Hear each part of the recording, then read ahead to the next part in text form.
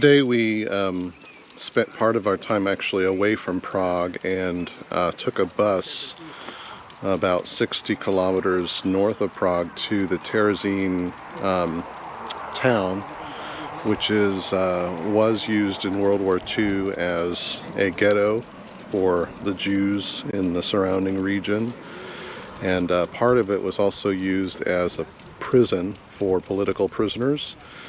And it's first time for all of us to be at a place like this and to experience some of the tragedy that happened during that time.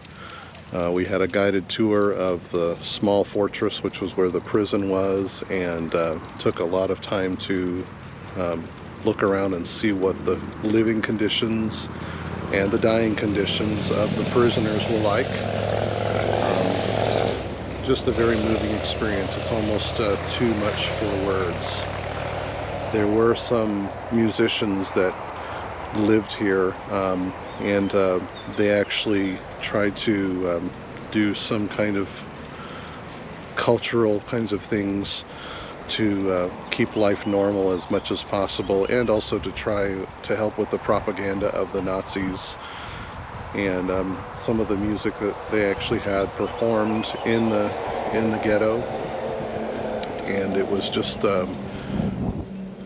terrible to see that some of them were taken away from here, which is often what happened. They would transport them from Terezi here to some of the other extermination camps.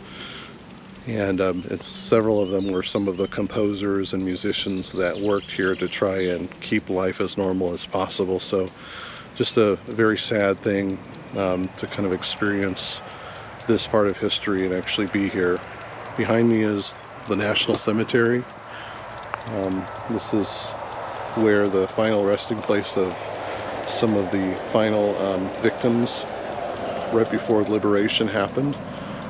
And that's where they are, including some of the grave markers. They didn't even know the names of some of the victims, and so they're just simply marked with a number on some of the headstones, without a name or the date of birth or anything like that. Just a number to note that there was indeed a person there that lived here and also died here. So just a powerful day to be in a place like this, and yeah, I think that's all I have to say. It's just a lot to take in.